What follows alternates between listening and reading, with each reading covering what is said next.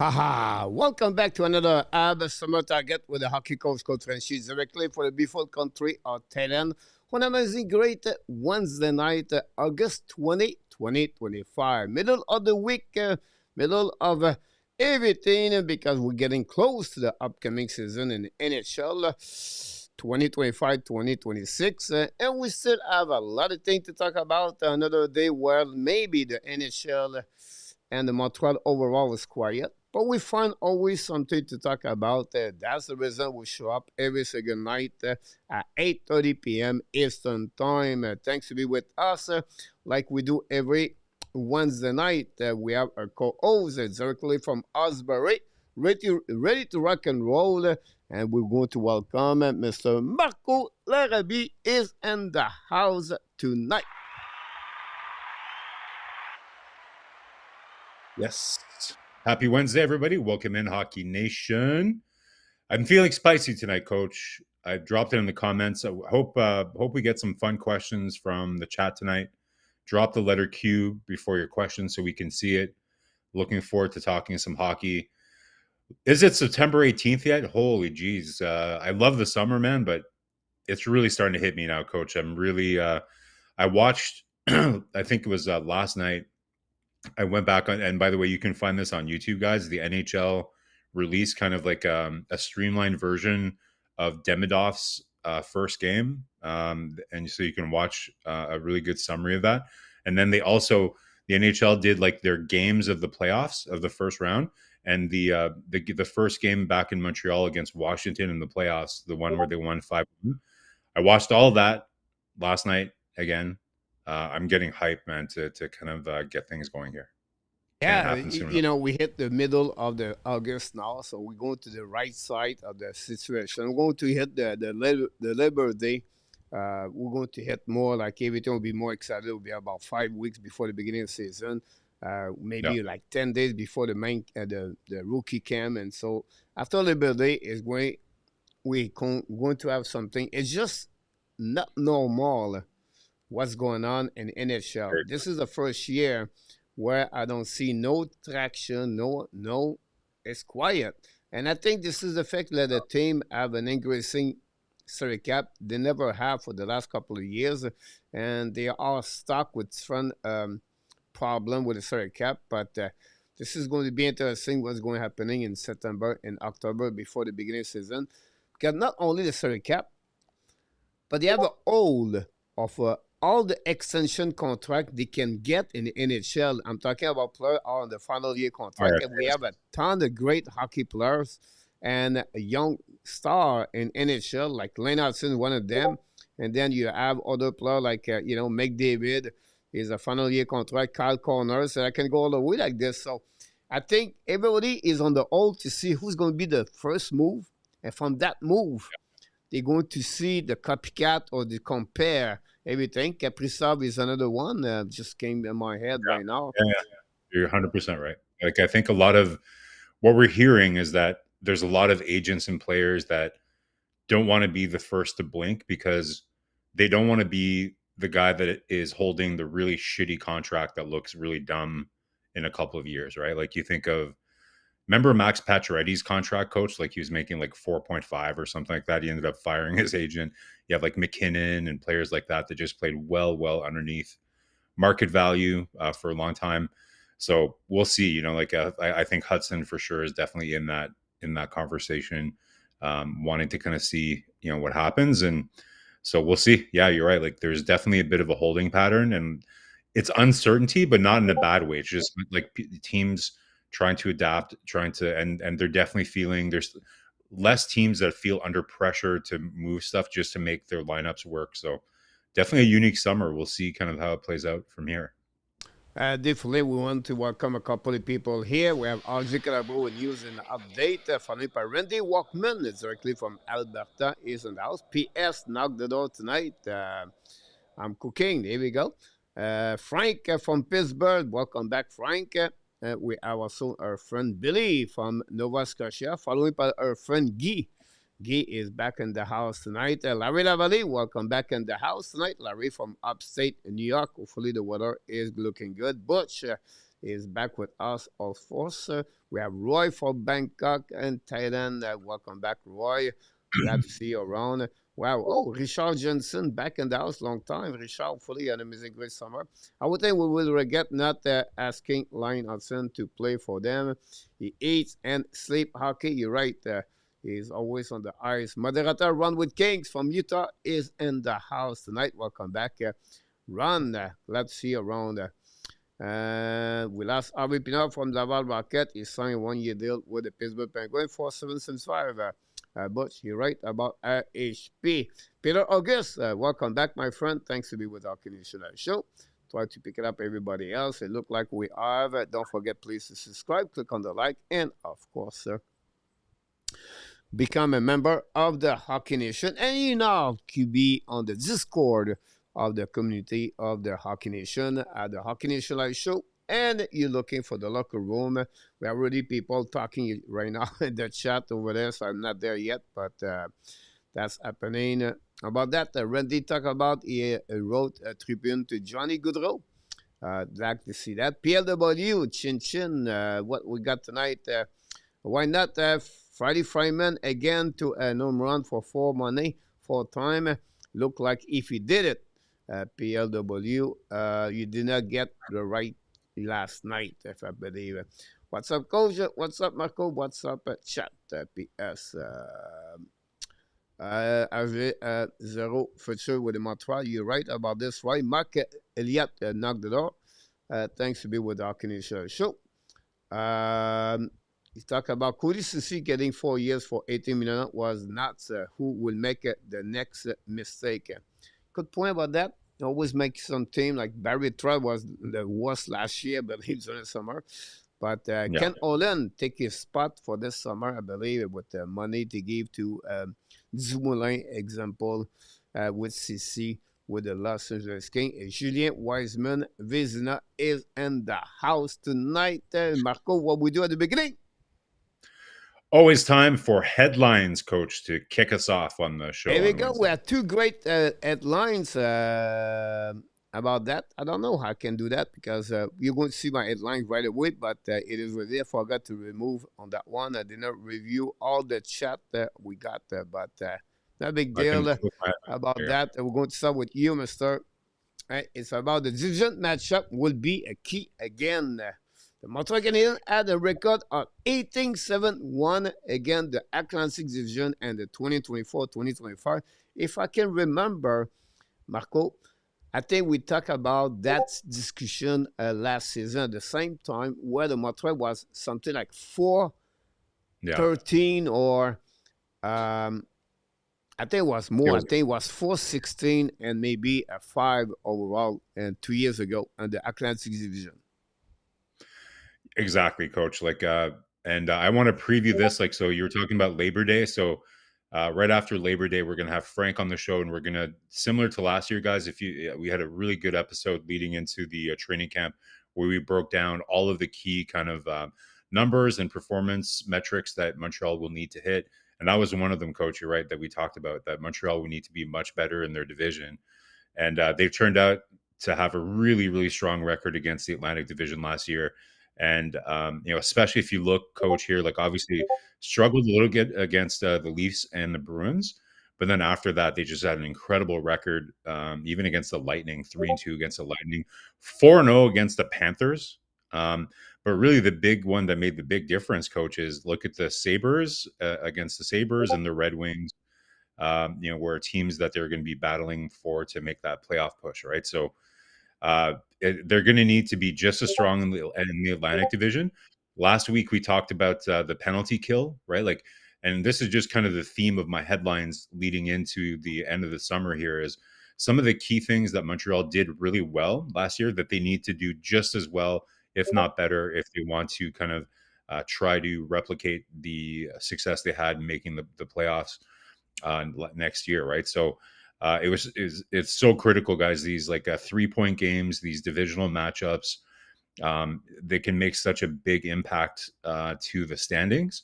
If you're losing points here and there against teams that you're fighting for, it's going to be so tight. The Atlantic Division, we had 5 teams from the Atlantic Division that made the playoffs last year. which means that the Metro Division only had three teams that made it. So I don't know if that's likely to happen again, Coach. Like you figured the Rangers are going to be a little bit better. So it's going to be critical to try to work your way up there, and it's going to be hard. Like the whether it's you're not seeing the Leafs or the Panthers or the Lightning taking big steps back. We finally saw Boston.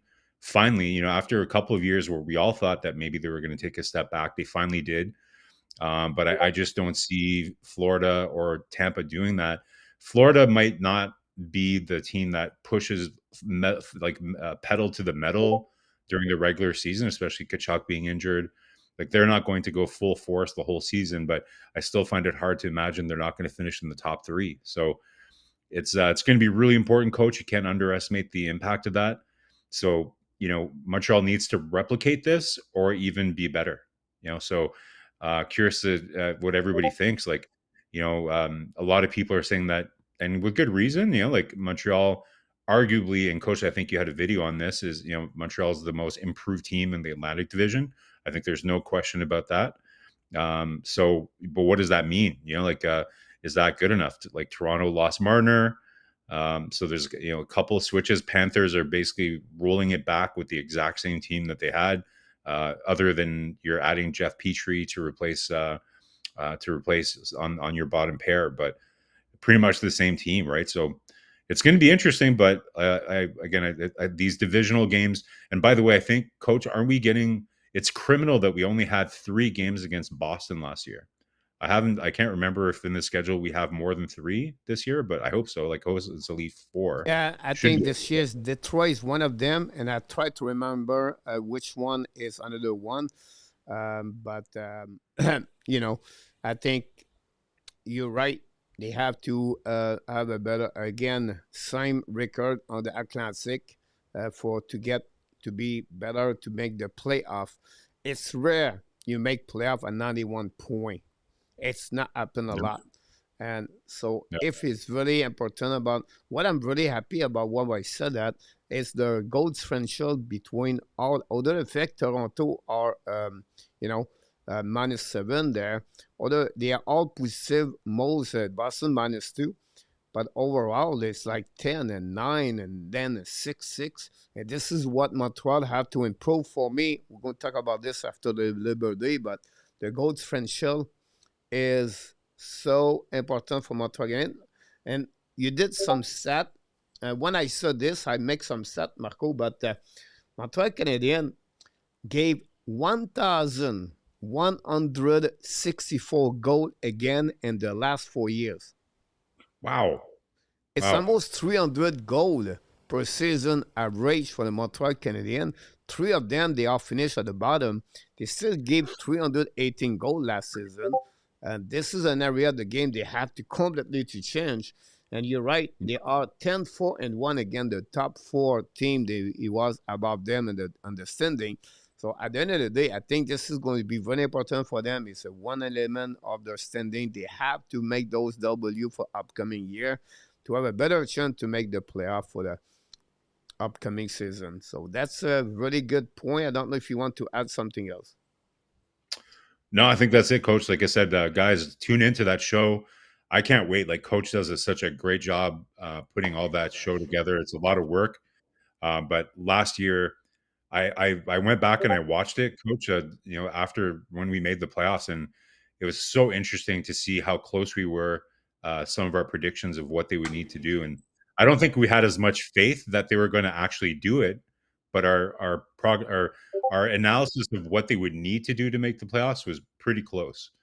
So it should be a fun show, and it's a pretty deep dive, guys. So if you're really excited for the season, it's a good show for us to kind of set expectations and really kind of set up exactly what you should follow closely as the season goes along, right? Like you said, like the games against the division. I remember Entertap and Coach and I were like, oh my god, we'd be talking, be like, what's their record against the division? Oh my god, it's 8-3. Like, oh my god, it's crazy compared to last year. So you can really follow the season, and if you have like 4 or 5 things that you're looking for, to see if they're hitting that mark. It's a really cool show, and it gives everybody something to follow along for the season. It's really good. Was said about. We have a few people knock the door. Also, Ron said, should the East and the West team play each other less and make a more division rivalry game? Yeah, I think it's really hard for that to happen because you want, like, do you want Connor McDavid coming to your home rink at least once a year? For sure, right? It's just good for the fans. I think it's important to kind of have each team play each other. I think it's fine the way that it is. It just, I think minimum of 4 games against like teams in the division. I'm not sure why they dropped it to 3 games against Boston. Like, I would rather them lose a game against the Islanders or the Hurricanes or something like that. Within the division, there should be at least 4 games. I definitely believe that. Compared to the Northern Division, where we played people like 8-10 times or something, like that was a little too much. But you kind of get sick of seeing the same teams. But I think minimum 4 games, coach. Like, I think that should be the standard. Yeah, if I calculate very quickly in my head, they play 3 game again the Metropolitan Division, so they play 24 game, and they have to finish with 26 game. So it's 50 game on that conference, and to get 50 honestly, they play 4 time again. 16 is 24. And they have to add -1 and 1, so that's the reason they have only 3 game again, 2 team in the division, and they switch every year. They have a new team. They drop at 3 games. So that's the I'll be mad concept about if that. I there's just only want to three add games. one more thing. You said, Marco, about that. It's 2 things. The NHL pay attention is the traveling and the compress of the schedule, right, back to back, and then so for them to see a team traveling from Montreal go to Dallas 2 times per year, they have to readjust everything and the cost. So put this all together. That's the reason behind that schedule of only 2 times for 1 time each time, 2 times per year. Or again, the other conference. That's my perception of what I heard. No, that's a good point for sure. We have a few people knock the door. We have a GF at the H is out and 26 in the house. Welcome, everybody. Don't forget, to click on the like if you don't mind. That'd be great. And I have a lot of great conversation over there. Is Pavel Zacha good? Does he it, Marco? So Pavel Zacha is a good two-way player, right? Like, I wouldn't consider him to be an overly physical player. He does play like a good two-way game. He can play heavy, right? But I don't think he's somebody that has a lot of hits necessarily. But he can play heavy on the puck. Like, he's a big guy. He has a strong stick. So I wouldn't call him necessarily physical and somebody that goes out and really chases the game looking for hits. But he can play heavy. He's a big guy. Like, he's a pretty heavy guy. So that's kind of how I would describe him. Here we go. Next thing's about my headlines, and it's Nick Suzuki become number 10 on the NHL Network selection, the ranking, the top 20, the best center in NHL for upcoming season. This is a long time. We're looking for a center like Nick Suzuki, like number 1. He's getting better and better year after year. He was named captain of the team 3 years ago. His maturity is so good for the Montreal Canadiens, off ice, on ice. He really calm of everything. Did not miss any single game since he joined the NHL with 455 games.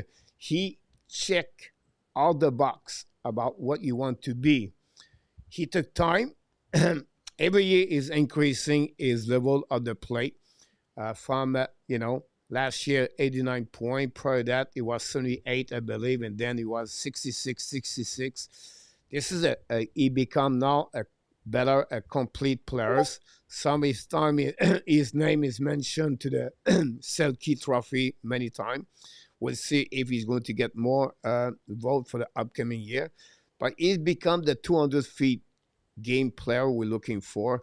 And this is what Montreal was looking for a long time. At the point, the conversation, Marco, was always we're looking for first center number one. And, prior to that, it was Suzuki, Dano. And then you get Plicanet before that. And The everybody said Canets. we're looking for number one. Now the conversation is not this now. Look, It's we're looking for number yeah. two. And this is a really great for the Montreal Canadiens fans to hear, like the center number one is considered to have more, not underrated, but I think he's now for part of the league for many years, and they participate to the All-Star game for many time. So he deserved it, first of all. And then that is great for the Montreal Canadiens to have Nick Suzuki at that level. For sure. Like, he's definitely built up his reputation, like you said, Coach, year after year. And, last year, so many clutch goals last year, Coach. Like, I was all excited. I watched there's a couple of YouTube videos where they show every single goal that Montreal scored.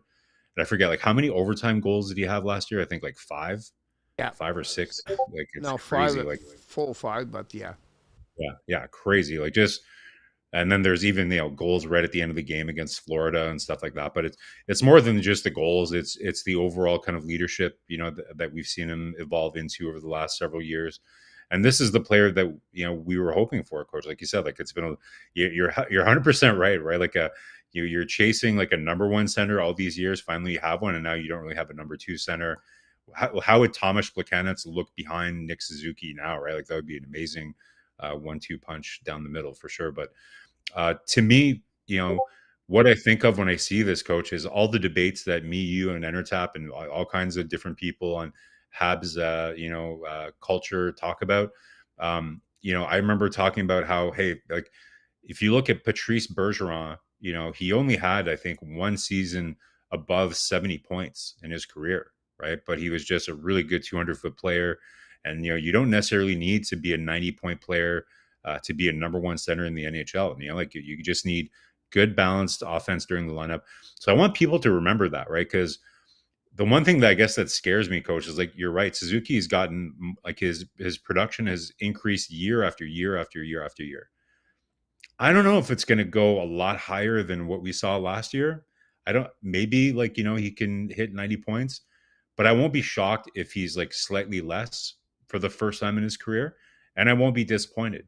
I will be disappointed if his line is still only like +5, +6. Like, you're talking about goal differential, right? So the next step for me, for him to be a top-notch center in the NHL, isn't necessarily to hit 90 points or 100 points. I'm fine with him staying at 80 points, but I want to see him being like a +30. I want to see his line dominate 5-on-5 and things like that, right? So to me, that's the next step here. I want everybody to not just look at the points for him in terms of how he's evolving, but his overall game. So next The year, guys, details if of the he, game you talk about, I think the face-off yeah, is one reason there, right? I think his productivity on yeah, the power play, become more a playmaker on the ice and play driving, if you want to call it that way. Look, like you said, I think he's going to get 90 a couple of seasons, I believe, on 90 point plus. I think because the maturity of Sakaski is going to be better and more, and also Caulfield. So they're going to get complete a better line in NHL for the next 2-3 years. So he's going to reach that, but I think he's really the key of that team, first of all, but also the key of that line, right? If that line go with Suzuki, it's not about with Caulfield or with Sakaski, and I think that's the reason behind that. And he's getting there. He's there. We know that. Can he become a top 7, 8? But it will depend. Don't be surprised. He scored 1 year, guys, 35. He would maybe close to 40 goals one time, because the guys is just getting close and close on those numbers. But he's going to get a guy who's going to hit always between 85 to 9. It reminds me a lot of Jack Eichel on the productivity on the point I'm talking about. Because if you look Eichel average, he's never been a 90 point constantly. that's what He I have mean. an average of 1 point per game, but he hit Yeah, 80, 85. You know what I mean? Like you said, he's sick there. It's not a 100. That's my point behind that. It's not Yeah, a guy constantly at I think a 100. point per game. I think point per game. I Yeah, think is that. I think you're right. That's the kind of like benchmark I think we want to see him hit. yeah, Again, I don't want like I don't want people to say he didn't hit 90 points, he didn't get more points than last year, therefore he's regressing or he's not, he's not really a top 10 center. That's all I'm saying. There's other things to look at.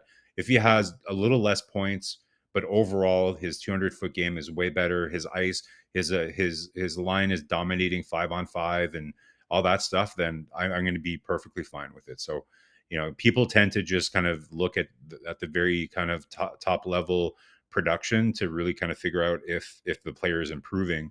But I have a lot of faith in Nick Suzuki. He's really kind of embodying all the things that the team wants him to embody. He seems to be building a culture. And again, we know that Martin Saint Louis is the true leader still of that team. But Nick Suzuki, is an important part of that for sure. And I'm sure he helps be a good example for his teammates. We're going to start seeing more and more players. We saw Zachary Budzik show up today. I'm sure we'll talk about that later. But we're starting to see more and more players kind of show up early to Montreal, and so he's really important to that culture. Even like veteran players can look up to him, and they respect the way that he comes to the rink and does all the things. So great recognition for him, Coach. If you went back in time and you told me, you and Entertap, 2 years ago that Nick Suzuki would be considered a top 10 center in the NHL, we would be pretty excited, right? So yeah. You're really, you're really right. great. I don't think so. We was expect that. We thought he's going to be a good, but that level we don't think. So we have a couple of questions. First, after September 1st, and if they clear themselves of prize contract, do they aggressively pursue their second center? I think you're right to pinpoint that as an important kind of factor for them to kind of do something.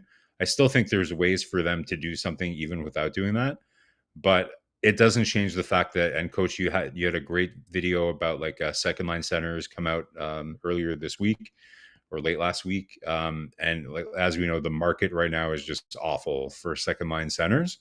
So I think they're already doing that. They're already super aggressive. They're in every conversation where there's potentially one available, you would think.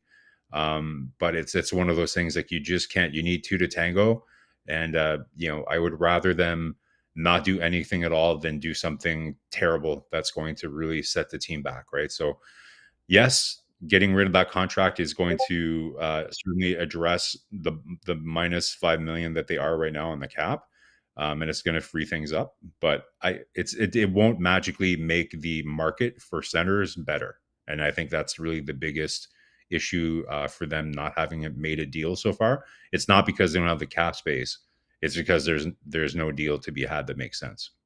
Exactly. The market is not there yet for them. Second Yeah. question: if Brooke Nelson had make the free agency, how aggressively? I don't know the word aggressively is popular tonight. Yeah. Do Yeah. you Yeah. think the Habs will have pursue him? Well, I don't know if they would have, because like how long of a deal did he sign? Like 5 years, something like that. Brock Nelson. Uh, yeah, maybe, but I think it's 4 years. But I can look. Yeah, but even 4 years, like I don't think Montreal, like look at what they did with Patrick Laine last summer, right? The only reason they made that deal is because he only had 2 years on his contract. So I think for a player like that, that's in his like not mid. I think he's probably even in his mid 30s or close to that, like 33 or something like that. Are you I don't think 33, and he's signed for 3 years, 3 years. 7.5. Yeah. So 3 years, maybe, like if they could have gotten him at 3 years, they might have looked at that. But I don't know if he would have signed that deal in Montreal. Like he might have wanted more term. Hard to say, but certainly he, like, a lot of teams would have been on Brock Nelson if he was a free agent. But that probably would have made it even more of a bidding war, right? For if that guy was on the market, because there wasn't a lot of guys on the market. Like just look at what happened with, a player like Dvorak, right? Like so maybe, I think he definitely would have fit the bill, but I'm just not sure Montreal would have been able to land him because of the fact that he probably would have wanted more years. And I'm not sure Kent Hughes would want to go term, like a long term, with a player like that that's already kind of in his 30s. Excuse me, but no, I think when you look more, I think you have two categories of bracket. Is a young one, like between 18 to 22, we said, and then you have the 23 to 28. And he tried to match up those bracket, Marco, because this is going to be when they get at the top, they are going to be Yeah. all together at the same age. And that's the reason behind that. I don't think Montreal is on the he's looking for a transition player like Nelson example, a 3-year deal over 32, 33. I think they would be more aggressive already if they was looking for a player older at 30 years old. Example, Kadri come on my mind right now. Maybe a Riley. Ryan O'Reilly come on my mind also. So I don't Yeah. think this is what they're looking for. I think they are really patient about this, but I don't think Nelson was a good fit for the Montreal Canadiens at that age. And 7.5, that's a lot for the Montreal Canadiens with the salary cap, where a little bit more what is coming for next year and the following year after that. You have two kick contracts start this year, guy. We don't pay attention. Sakaski, Caden Cooley, whatever Cooley is not five, it's not like 7, 8, but still, it's $12 million more on this, and we lost about $20 million. If you calculate Savard, Armia, they will rack all together. We lost approximately $16-20 million. So I think that's something we have to pay attention. We have a lot of great comments that come on in the chat. We have a couple of new people pop up. Roger Bouchard is now with us. Zev Laka a little bit early. There are other players. Don't forget, guys, to click on the like. If you that'd be great. Randy, I have a question for you. How important is PTO? Well, I don't know if Montreal this year has a lot of guys that they would necessarily. How much room do they have to bring somebody as a PTO? Right, like they already have Joe Valeno kind of as a they They have assigned two. I think PTO. Sammy Blair, Joe Villano are two of them. Yeah, exactly right. So I don't know if Montreal is really in the market for that unless it's for like a depth piece, like maybe for whatever reason, let's say they don't like what they see out of Reinbacher and there is like a right-handed defenseman, like a veteran guy or something that they want to bring as a depth piece. Like I'm thinking like I don't know, like like Perbix, like I know he signed, but a player like that, like somebody like that, right? So maybe they would invite a guy like that if they feel like they just want an insurance policy on the right side of the defense for this year, maybe. But I just don't see any other spots where they would want somebody coming in on PTO, even for backup goalie. Like they just have so much depth at every position, other than right-handed defensemen. But you can say that for almost every team in the NHL, to be honest. You're right. I think I will add one more thing. Maybe they will maybe get a PTO for the player could play more with the Laval Rocket on the right side, defense side. If it's the case, I see more about that one over there. So would be very interesting. A lot of great comments. They also add more in the chat. We have Roger Bouchard ask, what is about Kirby Doc? What do you see him to be ready or not? Honestly, we don't know exactly. Yeah. I don't hear anything. It's very quiet for the Montreal Canadiens, of course, for Kirby Doc. Um, it take a long time, so I don't know if you hear something, but I don't think so. Yeah, something out. No, like again, it's There's been kind of like conflicting reports out there. Like Marco D'Amico seemed very, very confident that he was going to be ready. Then we had that report from Max Truman, that definitely, about him only working out with light weights and not really kind of going full blast yet. Working out with Caden Gooley in Western Canada, so getting kind of like conflicting reports a little bit. But you're right, we don't know. I think Kent Hughes was smart to kind of come out and take a little bit of pressure and just say, listen, like whether he's ready right away or early in the season, like I think it'll still be fine. The key thing is we just want him to be ready and healthy. And again, like guys, would you rather rush him and then he gets hurt again, or wait like an extra 3 weeks? If he needs an extra 3 weeks, it's not the end of the world. Like we know that it's important for Montreal to have a good start, but I think Montreal can do without Kirby Doc for the first 10 games of the season and still survive, right? But if I had to bet, I think he'll probably play games at the very least in early November, right? So if I'd be very confident that he's going to be there, within the first 10, 15 games of the season. But again, it would be amazing if he was there to start, because we all want to see what all the lines will look like healthy and everything else. But it is what it is, guys. Like, it is 2 years in a row of a full knee surgery. So it's a lot to recover from. So hopefully that we heard reports that Kirby Dach didn't really kind of train the right way. Like, he was more focused on his rehabilitation more than being ready to play a full season. So hopefully that's changed, right? Like, not only is he rehabilitated his knee, but he's ready to really perform at a high level. And we've said it for many weeks now. Like, this is such an important year for him, for his own career, but also for Montreal in terms of their evaluation of him, right? So can't wait to see, Coach. Can't wait to see. Yeah, absolutely about that. A lot of great comments in the chat. Don't forget, guys, to click on the like if you don't mind. That'd be great. Pete Martin back in the house with we have A2 knock the door also. So use is planning ab future without Doc. I cannot rely on him period. Everybody, I think the patience starting to get there. I think every year we are always a player the fans are targeting, not badly but always a player Marco bother the Montreal fans usually. Yeah. Could be Dach now for the upcoming year. Well, Dvorak isn't there Unfortunately, anymore, it so is yeah. what it is. But I think that's another one is going to be. Gary Cournoyer is the next one I was talking about. So I apologize, Gary. A lot of things talk about this. Thanks, everybody.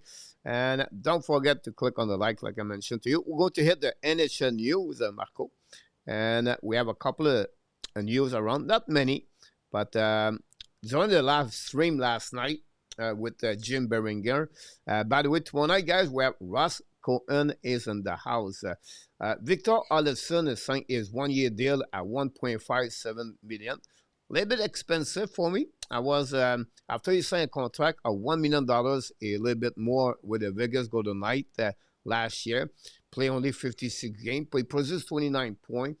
The last 2 seasons, play 51, 56 games. A little bit injury. This is a power play guy.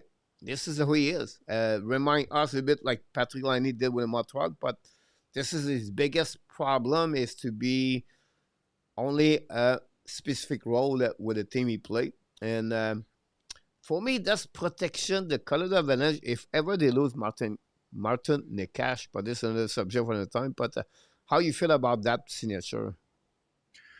Well, I think you're right, Coach. Like, he's a power play specialist. That's what he does. He's pretty one-dimensional, and that's fine. Like, Colorado, can use specialist players like that.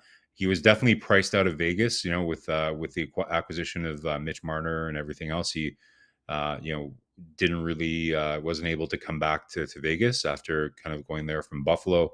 But I think it's a good depth signing for Colorado. Like, Coach, we've talked about it. Colorado is a team that needs depth, right? Like, I don't think we talk about this enough, Coach, but have you ever seen a team turn over their roster as much in mid-season than the Avalanche last year? Like, basically changing their entire goaltending lineup, really, really making it wasn't just like minor surgery, right? Like, they really did major surgery on their lineup. It didn't really pay off, obviously, in the playoffs. But a lot of people are critical about them not signing Rantanen. But I do like the fact that it gives them more flexibility, similar to Toronto not having Marner anymore. They can kind of add a little bit of quality down their lineup. So Victor Olofsson, like, again, he's good power play specialist.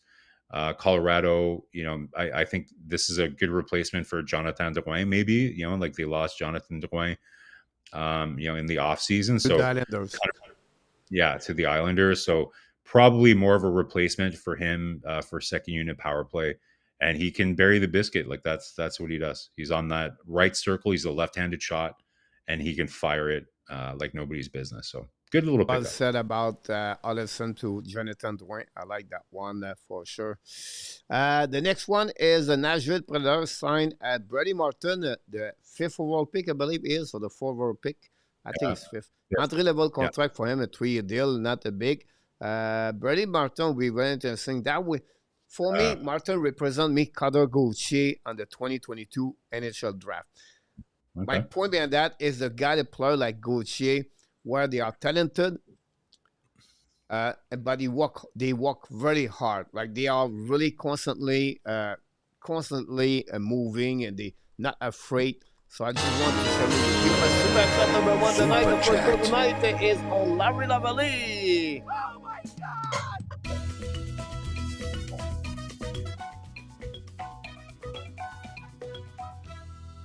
Did it again.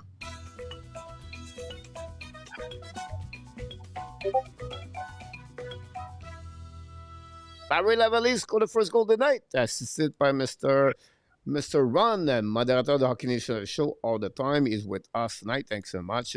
I'm going to give to N26, talking about Svencom's subject about Ron Francis. I wish I could join you, N26, but I apologize, I could not. It's honestly, but great conversation to bring Ron Francis because I was doing something, I don't know. I do many things, but if you look about like 10 years ago, and well, maybe not, no, 30 years ago, in the 90s and the 80s, 90s, at the beginning 2000, they had player Marco.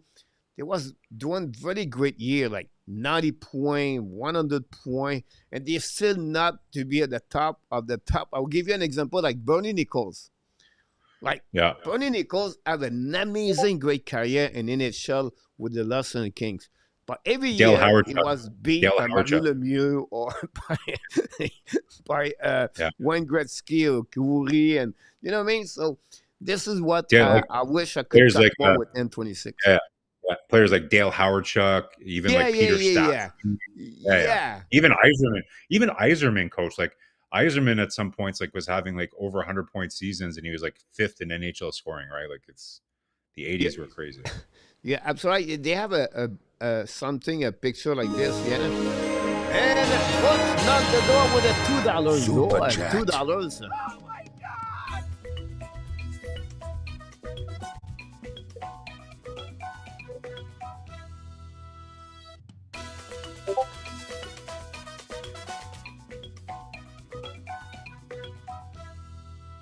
And the second goal of the game, scored by Mr. Butch Bouchard, did it. We're going to give an assist to Billy and Guy. They always play on the same line. So both of them get an assist, and we're going to welcome Mr. LDB is in the house. Yes, Bernie Nichols, 70 goal. How about that? This was really, I didn't remember that one, but Dakar clear from the player assistant program. Yeah. Honestly, I completely missed that news. I don't know if you know a little bit more about that, but the reason behind Yeah. that. Yeah. I remember the notice of him going on there. But I don't think it's clear why he was on there. But we're just happy to hear that he's feeling better and ready to. Super chat. Finish it, then we're going to get there. No, that's again just happy that that they have a program like this to make sure that they get the help that they need, and so really good news to see him come back. Yeah, I'm sorry about that. Then we have another goal.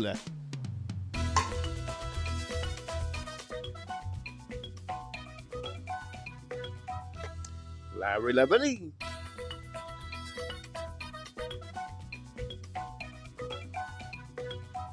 Thanks so much, Mr. Larry Lavalley, for your great super chat number 2 of the night, the third goal of the game. This time we're going to give an assist. Of course, we're going to give it to Mr. PS. GF got that second assist on that goal, number 3 of the night. Thanks again for all of you to do that. Pretty kind, all the people contribute. We have following Mr. is Carolina higher. Jasper Fast as the development coach did not looking for the dad at Jesperi Kokanemi because he signed with the Toronto Maple Leaf. Fast retired with a problem. I think it was a hip problem. I think he was. He's only 33 years old. It's sad to see a player like him.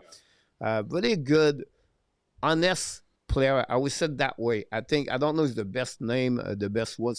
Honest. I'm sorry. No, that's a very good.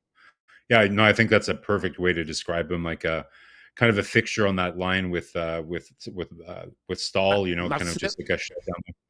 Yeah, Martineau. Martinek. Oh, yeah, very good Yeah, yeah, line, yeah. very reliable. Like a keep the puck, at the bottom of the zone in the offensive zone, and just kind of be a dog on the puck and play. Yeah, so good for them. Like, I don't know if you have this as a topic later, Coach, but I think Montreal and Kent Hughes having the same kind of discussion with David Saval right now. Maybe a similar kind of thing, right? Like you just have somebody that fits the culture so well.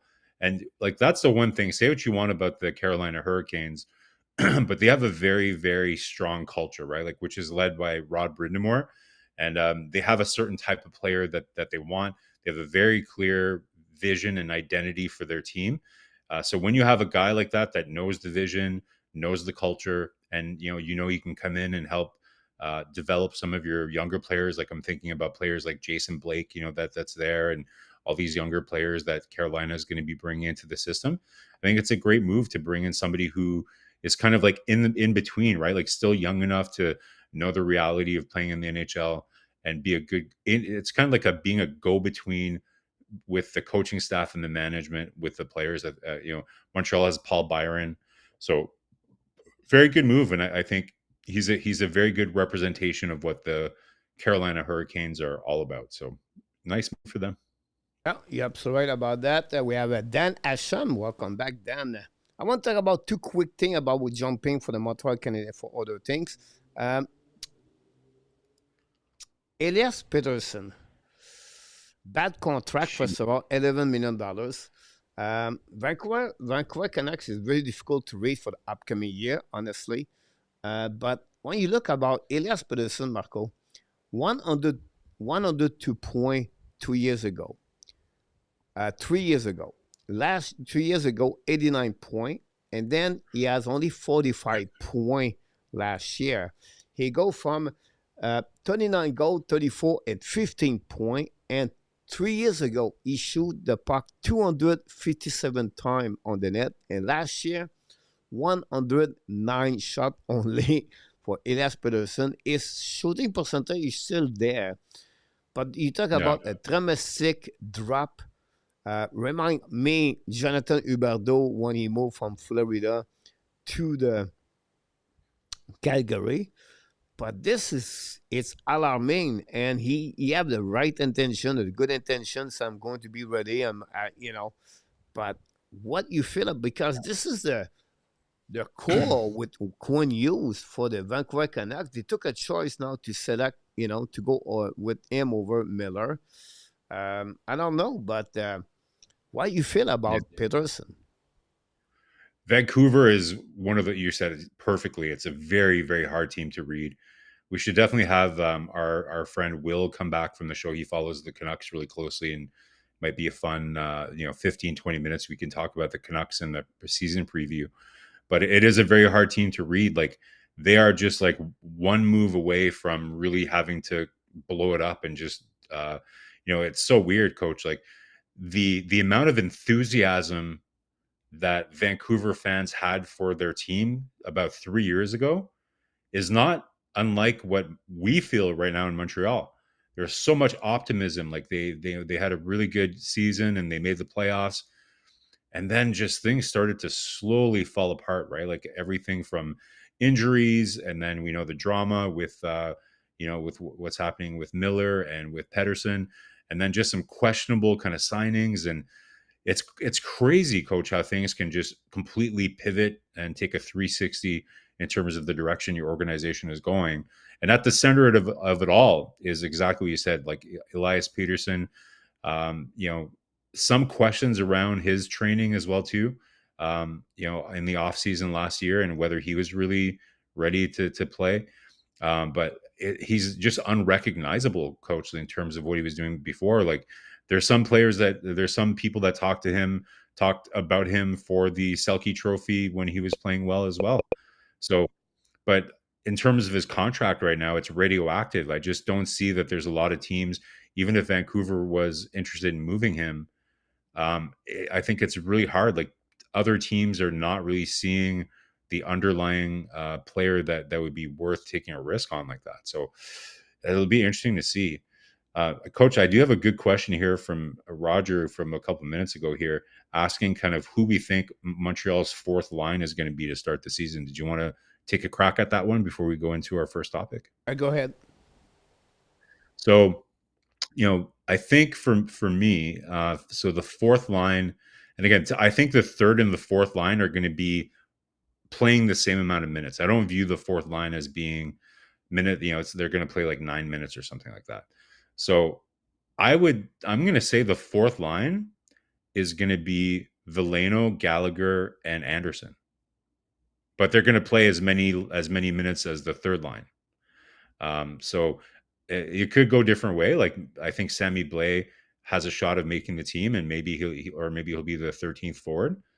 But I think it's going to be that, and I think Evans is the way that I had the lines is I had the third line was Evans, Laine, and Newhook, and then I had Veleno with. I know most people have Evans with Gallagher and Anderson, but I just think that they want to try to reproduce what they had last year. You would have, if you put Evans with Gallagher and Anderson, then you have 3 right-handed shots all on the same line. So maybe they'll try to reproduce what they had with Dvorak, Anderson, and Gallagher, with having Veleno play with them. And then it opens it up to have Evans play with Newhook and with Laine. That would be my lineup. That's what I would try. Yeah, with Budzik, I have him in the top 6. I have him playing with. It depends, right? If Doc is ready, then I would have Doc, Budzik, and Demidov on the second line. Yeah. Okay. Well, yeah, it possibly there. I just want to mention one thing. I think Buck he nailed it on that one. Peterson, maybe the coaching could be something was not there possible. Will be very interesting what happening on that one. So thanks everybody. Again, welcome back. And many of you, we apologize. We don't welcome all of you, but we have really appreciated Montreal Canadiens. Now we're going to talk about them a bit more. We have a couple of things for you. And we have a new thing for ask you a little bit later, Marco. First thing, we do this all the time now. We look about who was on the ice on Brassard. But we have Newhook back with Demidov and Tobesh. Strobel, he's been there all summer in Montreal. I don't know, first he loved Montreal, but it's nice to see Strobel around the team all summer.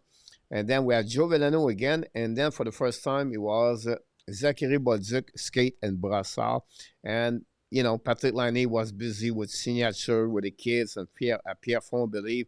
But still, many players are around of the Montreal Canadiens. And now we hit August, guys, going to hear more players coming to pop up at the facility of Brassard. But that's happening today, Marco, about those players. I don't know if you want to beat the 30 seconds on that one. Yeah, if you haven't seen it, go to the Montreal Canadiens X account and check out. They did a cool little TikTok-y kind of video about Zachary Bolduc, his first time putting on. It wasn't the full jersey, right? But it was the practice jersey and everything. But you can still see it was pretty special for him to kind of put it on, and I think he's super excited to get on the ice. Coach, I'm excited. When is Noah Dobson going to show up? To me, that's the next guy that I'm really waiting for here, right? Big move for Montreal. I'd like to see Noah Dobson show up soon here. They made a big commitment to him, and I'd love to see him show up a bit early and really start to get to know the team and everything else. So looking forward to see Noah Dobson kind of join the guys and get on there. Exactly. So it was the next news about Bolduc. We heard a little bit more about Sarkowski the last couple of days, interview with the TV Sport, but today he got awards. He was named again for a third year, I believe now. The Slovak named Player of the Year from Slovakia. He beat his teammate, Aravari. not teammate, but his friend, for the Washington Capitals. So great for him. He represents more what we think, because we don't know, and we're not living in Slovakia. But in Slovakia, guys, I know it's maybe crazy said that, but he's a little bit the Maurice Richard and French Canadian long time ago. He's an icon over there. He's he's a superstar, mega superstar already in Slovakia. People treat him very well when he go back at his country, but he's followed by many people. What is going on during summer? We have all the time 3-4 people from Slovakia on the chat for or the during the game, but this is the kind of popularity he got on his country, Marco. He's a lovable guy, right? So like he's hard not to like. Like I get like he's probably not the most popular player with around the NHL. Like you've had a couple of players. I think it was who was it? Like there was a European player that kind of was talking shit about Slavkovsky not long ago. I think it was Pasternak, right? Saying like Yeah, I think it was exactly. Pasternak. But I don't Yeah, think he so was bad. It was just like he just talked maturity, about he maturity, should be more the humble, maturity. if I can recall it. Yeah, yeah. I think, and like we saw what Tom Wilson, was teasing him on the ice. So I think like he still has some maturity to do, but he seems like such a likable guy, right? So in his country, I'm sure he's even more natural in interviews and things like that. But you're right, he's an absolute superstar in his own country. Probably the most popular player there, probably since Marian Hossa or Zdeno Chara. You would think, right? So great for him, like great recognition, and hopefully he brings that energy. That's another guy that I assume is going to be back in Montreal soon. And we have another goal, Marco. Super The chat. 4 goal of the night. We're busy tonight. The offensive of the game is very high for us tonight again. Yeah.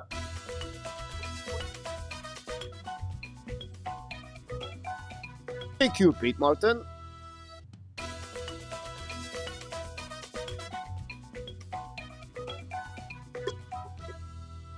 Pete Martin scored a 4 goal of the game tonight. We're going to give an assist on that one. Roger Bouchard got an assist on that one. And I'm going to give another assist to keep the setting line at the same ages.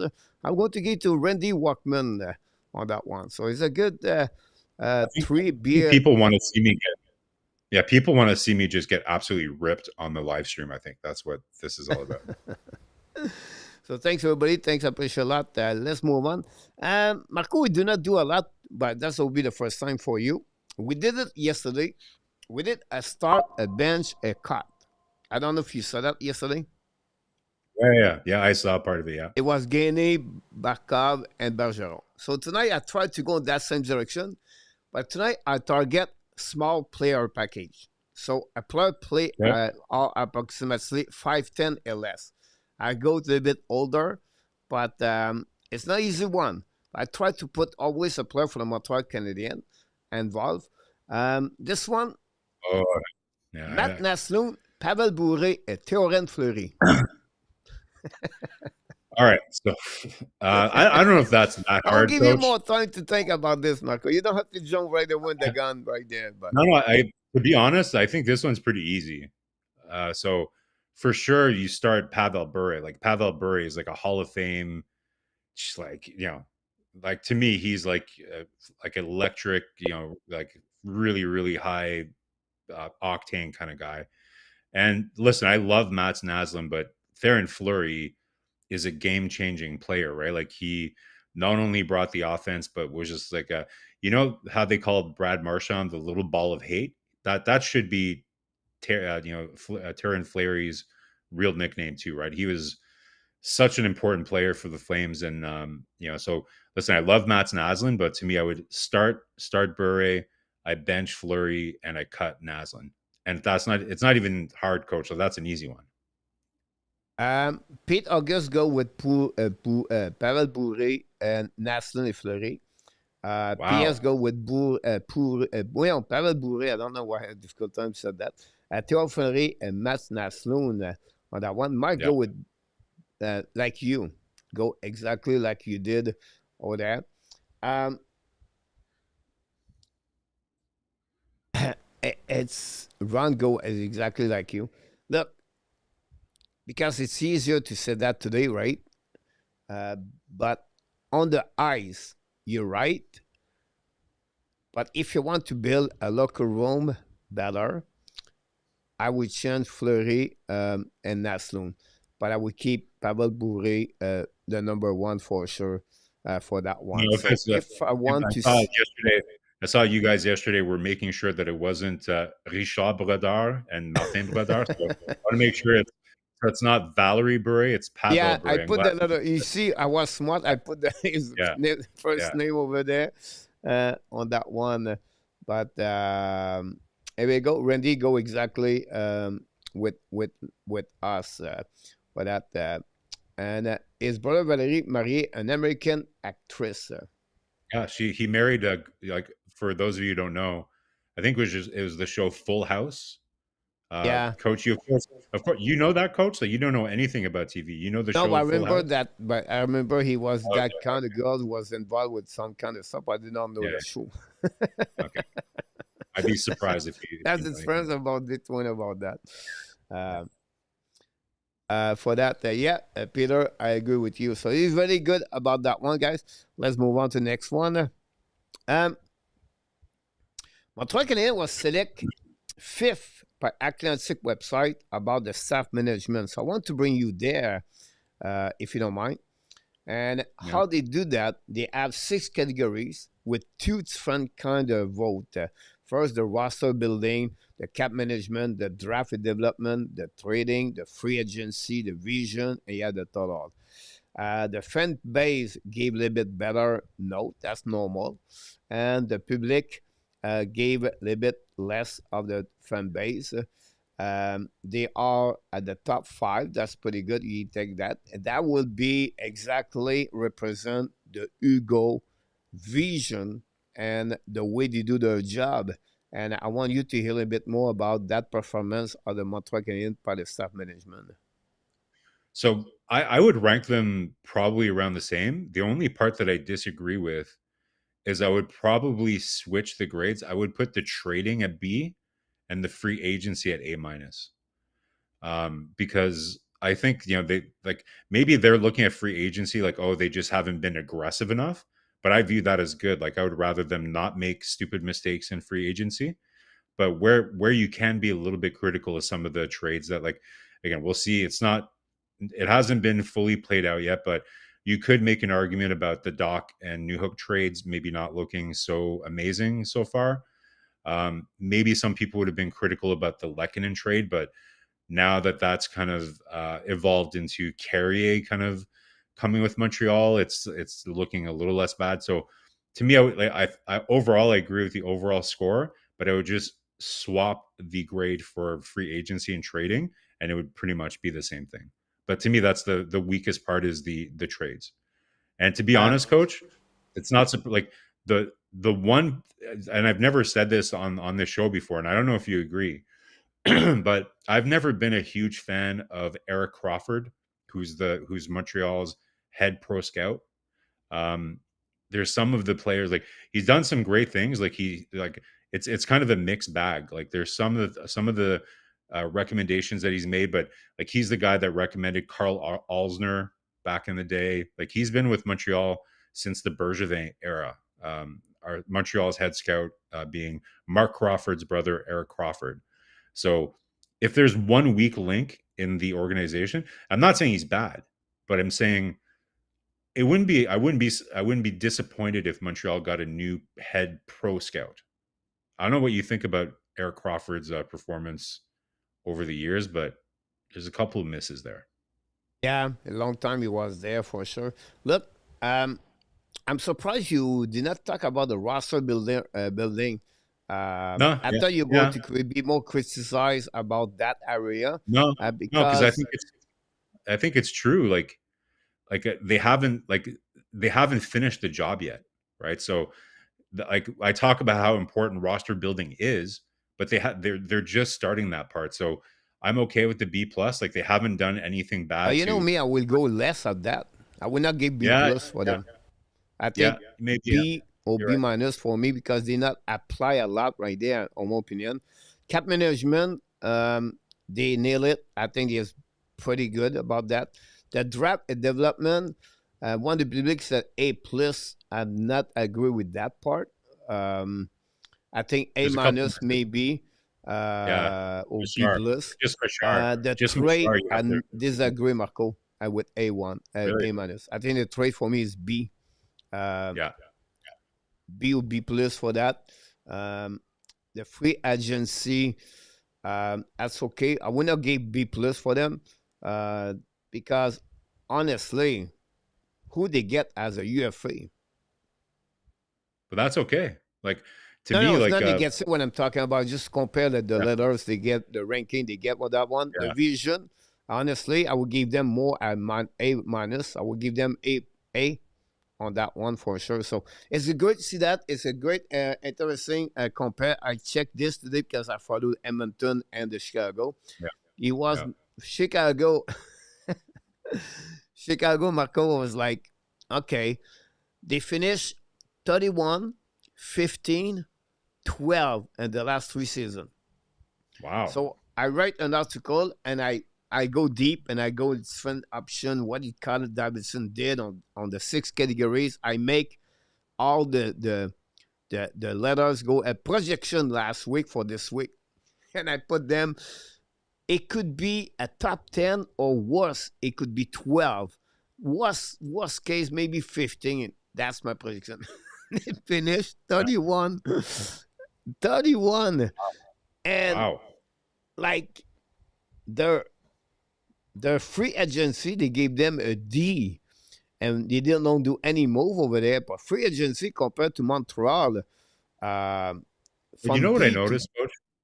You know what I noticed though? Like you're like me, right? Like you watch all the different podcasts all around the league and the NHL. What I find with a lot of our American podcast colleagues and even podcasts that come out of Toronto, they view like if a team doesn't go out and make a big splash, they view that as a negative, right? Like it's very kind of like it's very based on, okay, did you like what did you do exactly to get better over last year, right? But sometimes like there's subtleties to that, right? Like we said, like sometimes doing nothing. Like look at Nashville. How many, analysts all across the NHL said that, Nashville won the summer last year, and then look end up what ended up happening there, right? So to me, I always take that with a grain of salt. It depends on kind of what it is that you're using to consider it a success. Like, what is a success in free agency? To me, free agency being successful, it means also not making mistakes. And it also really depends where you are in your development. So that's why I wouldn't be overly critical about the roster building, because it's really just starting. Like they like last summer, like to me, they started doing the Noah Dobson move and the Bud Dick move. Those are the first real moves where we're seeing Montreal liquidate assets, futures for a roster player, right? So that to me, they're just starting the roster construction. They're taking pieces of the puzzle, they're switching them out for a piece that they're missing. So it's too early to really grade their roster construction. So far, it's very good. Like, Dobson is a perfect piece for the roster. And I've said this before, Coach, and let's kind of like bookmark this one, okay? I really like the Zach Bud Dick trade. I think he's going to be good for them, but I'm a little nervous, like I said here last week, that Montreal used a very, very valuable asset in Logan Mailloux, but didn't get their second line center.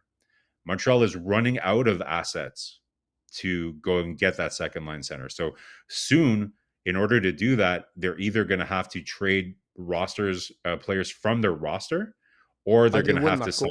Marco. They Yeah, will. I still, yeah, for me, I always remind that one the Barry Zito Huberto. They yeah, got yeah, yeah, trade. All right. They gave Spencer Knight this year yeah, for Zed yeah, John. A yeah, both move gave yeah. a Stanley Cup Marco for the Fleur Panthers. Yeah, you're right. Right? So that's what I'm saying. It's too early yet to know to give them a grade. But like Coach, like I've been talking about this for years now, right? Like the easiest part is done for Montreal. The asset collection, like you can still make mistakes collecting assets and drafting, but it's the easiest part. This is the part though that is really delicate, right? It's the final surgery where you're really kind of putting together the roster. So we're gonna see how they do here. So far, I like what I see. Noah Dobson, I think, was a very good roster building move, like to move those pieces to get a top four, like a top pairing defenseman that's right-handed.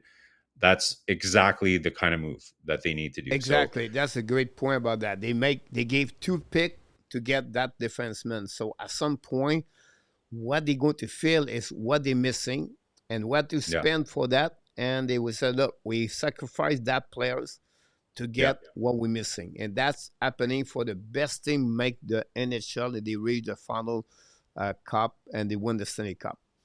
Yeah. But you have to pay the price for sure.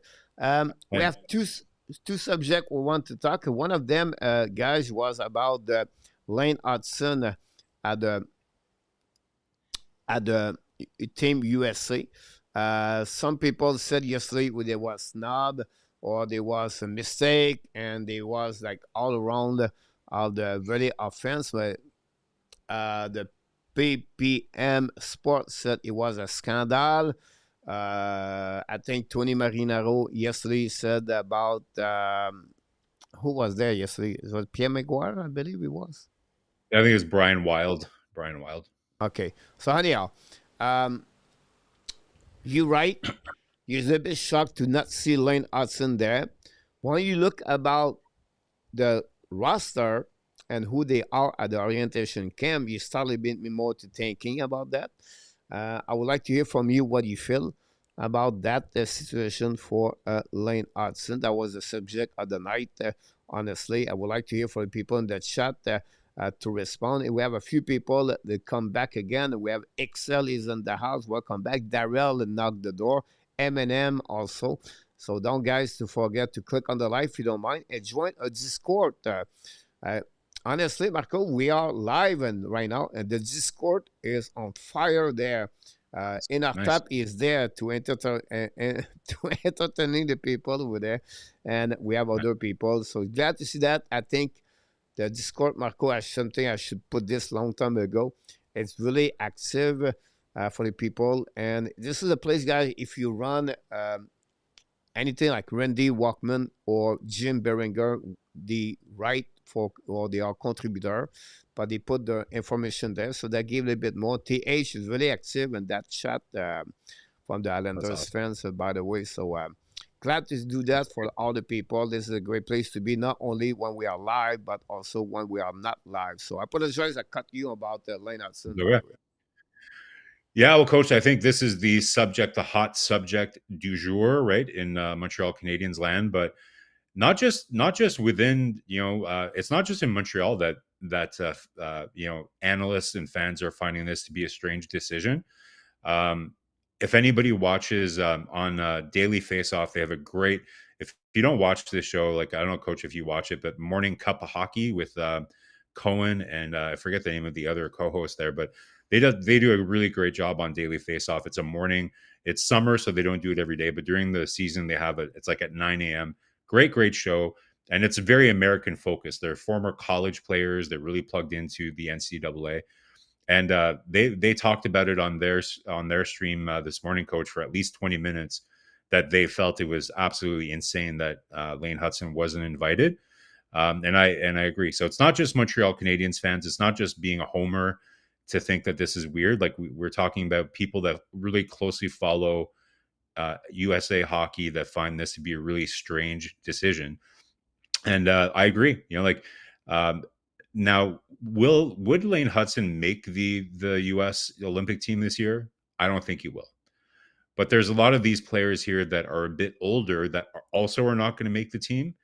So you wonder, why are they getting invited when, think of it like with Canada, right? Like inviting players like Celebrini and players like that. They might not make the team, but bring them to the orientation camp so that they can, get to know the players, get to know kind of what the system is like, what the process is like for these things, so that, it's a little less overwhelming for them. Because you look at players like, like in particular, Brady Shea, like he's a good player, but he's not going to make the team. And it's likely, that he's not going to even be in this list at the next Olympics, right? You can say the same thing for maybe Neil Pionk. Ryan McDonough, I don't know if he makes the U.S. Olympic team this year. And, I guess it would be insulting to not invite him, I guess, right? But so at least, there's at least one, like Brett Pesce, I don't know if he makes the team. But then what I find the Marco, most... You're right. For me, if you pay attention, like you just said, I think Pesce and Brady Sackett, should Shea, not yeah, be there and give a chance for younger players where it will be the yeah, next generation. I understand they don't want to get out something like a Faber, Fox, or yeah, Luke Hughes or Quinn Hughes. Um, I think at the end of the day, I believe I'm not there, me. Like Bill Neil Guerin, Pionk, right? Neil Pionk is a good yeah, defenseman, but you don't have like yeah, an amazing, great. You have a good year last yeah, year, yeah, but I think at the end, when you look about this, it was between Lane Hutson and Luke Hughes. And because the yeah, brother Hughes was there, they bring Luke yeah. Hughes. Because the next thing after that, but still, I think for the Team USA, they should say, okay, Sekesh will never going to make it. Like, never. Like, he will not go in this year or next year or the next 5 years. Exactly. I Yeah. think for taste them, I think that's what he did with Frank Nazar. Nazar have a great That's world so- championship. so that's the point I wanted to make, coach, is that it's very inconsistent, right? So if you're going to bring Frank Nazar, why aren't you bringing Hutson? It's exactly what, like, they're bringing Nazar because they don't think he's going to make the team, but they're like, you know what, he's probably going to be in serious consideration for the next Olympics. So it's just very inconsistent, and also he's undersized, right? So I'm not following Bill Guerin and the management team there. We know that Bill Guerin, he wants, like, again, don't be surprised if Cole Caulfield doesn't make the Olympic team, right?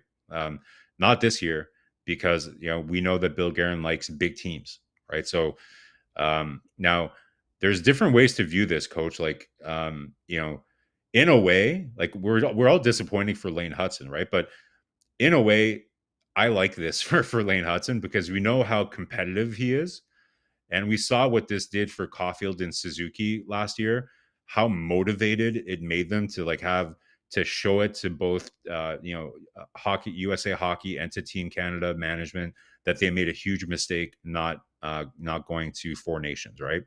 So we know Lane Hutson is super competitive, and I expect that this will be something that motivates him even further, because he, in my view, very much deserves to be on that list. And I just don't understand what the management team is doing, because, like, it's exactly like you said. If you're bringing Frank Nazar just for the experience, why aren't you doing that for Lane Hutson? It makes no sense. Exactly. I think that's the thing about that. And we'll see. Uh, it's not like I was not like I put snub, but I was not like negative about that. It's just like at some point, you're always going to cut player where you have no choice. You cannot invite like 56. You're always going to be 1, 2, 3 player you cut. Yeah, And I'll be honest with you guys. I will tell you one thing. Professionally, it's not big deal. But when you cut players at the AAA program or at the AA program or whatever is a single A program, whatever is a pee-wee or a midget or a junior, this is the most difficult things you have to do for the next day. Because I every time, Marco, every year, I could not sleep because I have to tell them he cannot be a part of the team. You destroy the heart of someone, and sometimes you take a bad decision. I'll be honest with you. Um, I took, I did two bad decisions in my career as a coach, and I still, after 16 years and after 7 years, still sometimes thinking what stupid I was to do that, and that's experience you get year after year. But still, I did it. My last one, I did it because sometimes you just feel another way. But when you review that, you say, why? Why I did that? Why I did not go the other direction? But I'm there. I'm just one because you talk about cut players and you always be the borderline at some point, and that's it's not the end of the world. If Lennartson was like he was really deserve it, like he was a guy playing the NHL for many years, everything, we can get a bit more. But I don't see that like BMP said it's a scandal or it's bad or it's. I don't think so. well, That's the I think way. it's They prove it, Marco. That they have it. And I want to bring you the next subject, if you don't mind. Is this way, guys? The USA will become the number one country in the world at hockey. Yep. That's who they are. Look the lineup, guys. They produce goalies. Look then Eilebach, Ettinger, and I can go away. They produce defensemen. Look Canada defensemen. Take out Kel McCarr. Look a defenseman. It's not the same level they were like who they are right now. Yes, Sheffer, I can understand that. But the defenseman Team Canada is not the same level it was. The forward of Team Canada is set in, but the goaltender is not there anymore. The defenseman is an average, and this is the number one power country in the world now, the Team USA, Marco. Well, listen, at the very least, it's tied, right? Like you can't say that you know it's very subjective, right? It's not subjective to point to Canada's goaltending and say that there's something very weird happening there. So there's not much debate there, right? But that can you could say that's cyclical. We've talked about this coach and over the years we've been here on there together, and it's just a weird thing happening with goaltenders in Canada right now, and I don't think anybody has a good answer for it. Somebody in Hockey Canada really needs to get their shit together and think about this and look at what other countries are doing to be successful, whether it's Finland, Russia. There's tons of other countries that are doing it way better than Canada is.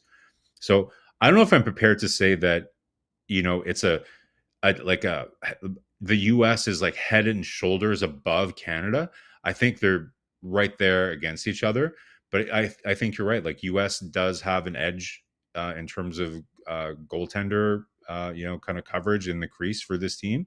But overall, I still think it's comparable, right? Like if you look at the players that are coming in the pipeline for Canada, um, I The think it's forward, still pretty Marco, they are close. great. On the defenseman, I think USA is better on the goalie. And I think they have two philosophy, and that's what brings you at the end of this conversation, is like, in USA, they pick the best player at 14 years old.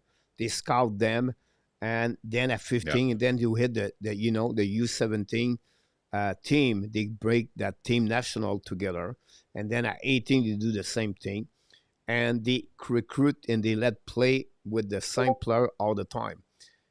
And yeah, Canada, they develop by a junior program and they split left and right, and they not build that. And I'll be honest with you, the goalie system coaching staff around in Canada, they have a lot of great coach, no doubt in my mind, but they are not focusing enough to have those kind of the attention compared like Team USA does, because they really have a better program or a better program of development, Marco. That's the right thing to say compared to Team yeah. Canada. And so one thing that's not a fun conversation to have, and like, do you remember? I think it was 2 years ago. Jocelyn Thibault became the head of Yeah. like Hockey Quebec for like, and he was only in the position for like less than a year, and he was like, you know what, I can't fix this. It's too broken.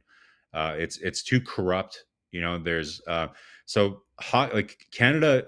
Hockey is such a part of the culture here that something's happened here where like there's I want to say use the word corruption, right? But there's being decisions being made, that are not for the best interest of developing young hockey players for the national program. So and it's very hard because you're talking about there's all kinds of things that we're not going to get into. There's politics, there's like local town politics, there's money influences, there's family influences. Like it's so interconnected and complicated.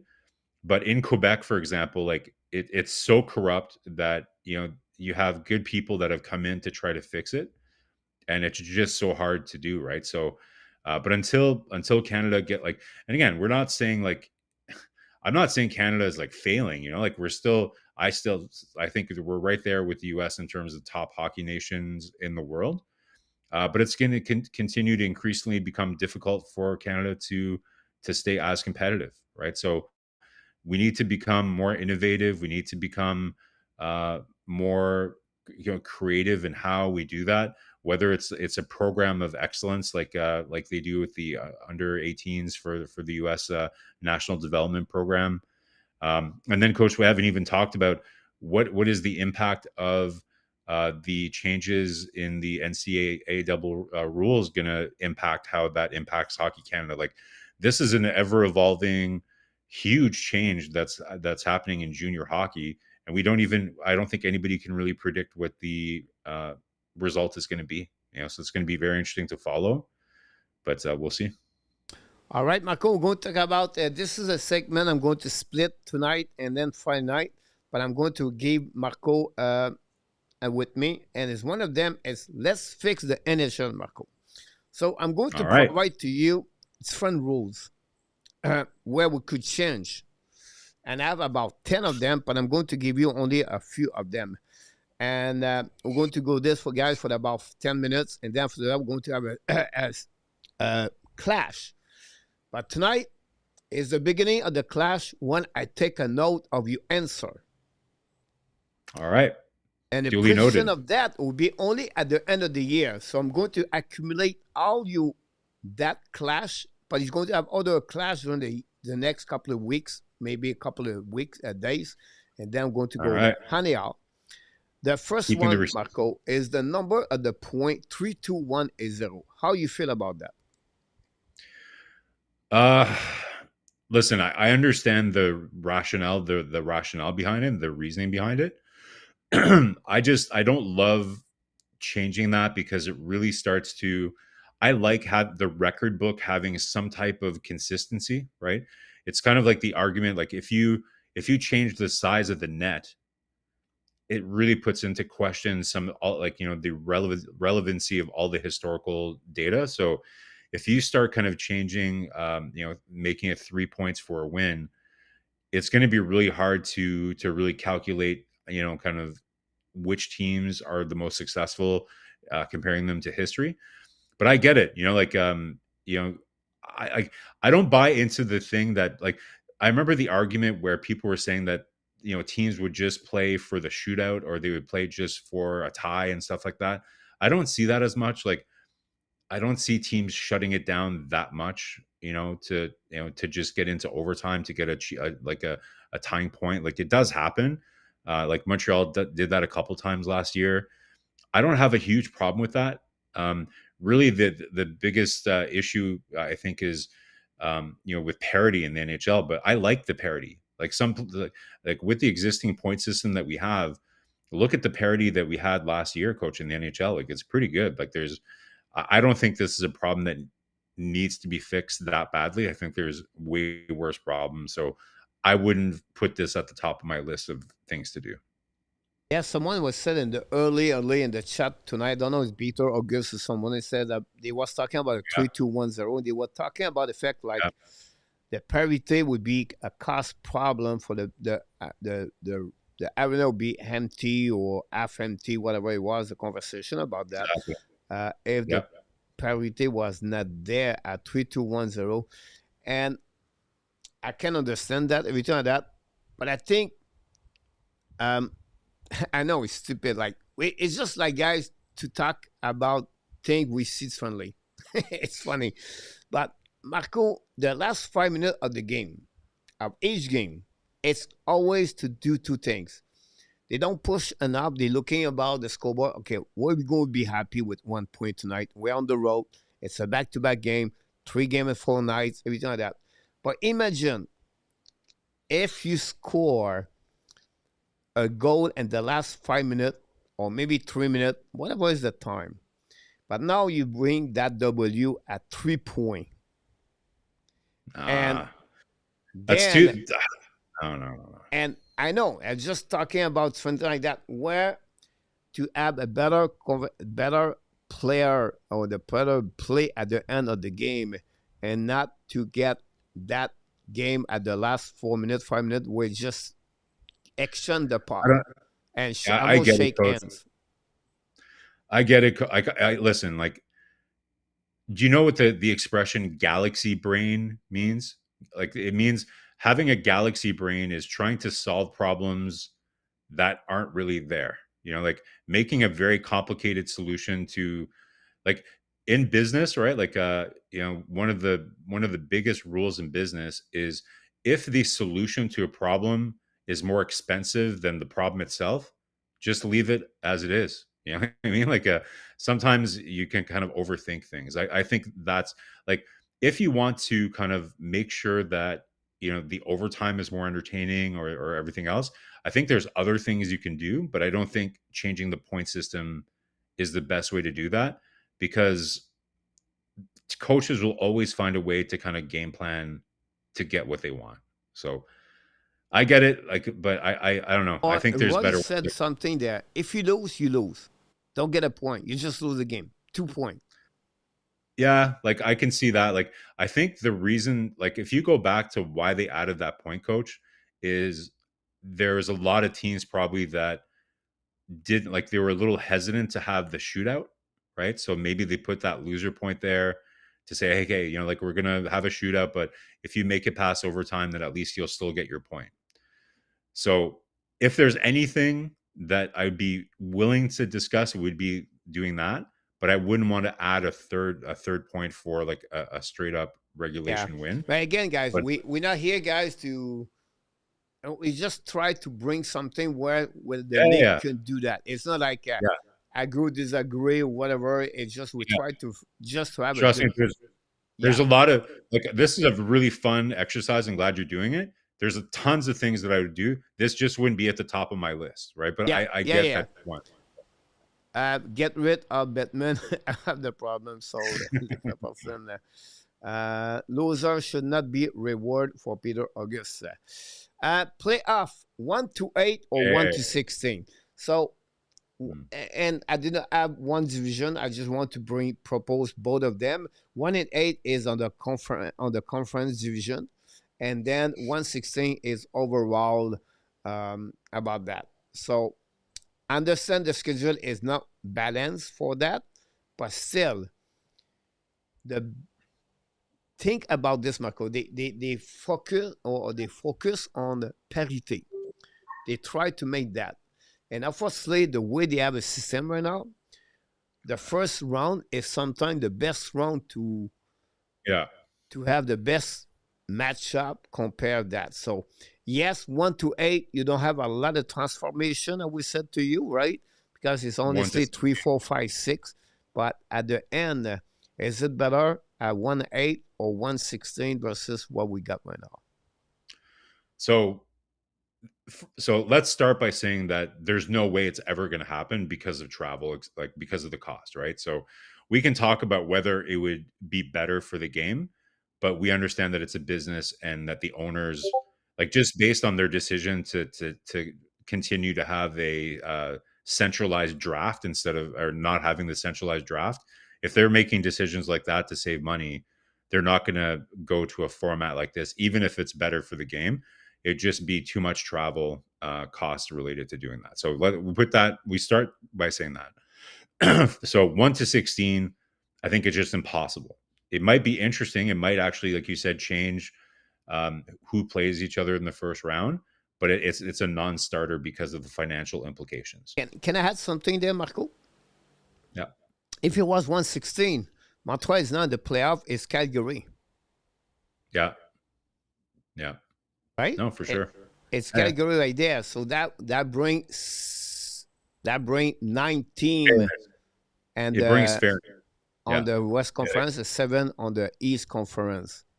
Yeah. So, but again, like, just because Calgary finished with more points, does that mean they were necessarily a better team than Montreal? It depends which division you're playing in. If you play in a weaker division, you might be playing, like, Montreal played in the Atlantic division, and we started off the show saying how much of an amazing record they had against the Atlantic division, arguably the hardest division in all of hockey. So just because a team finished 16th, or like one like a couple points ahead of another team, they're playing most of their games against a totally other team. So I don't know if it's a fair comparison.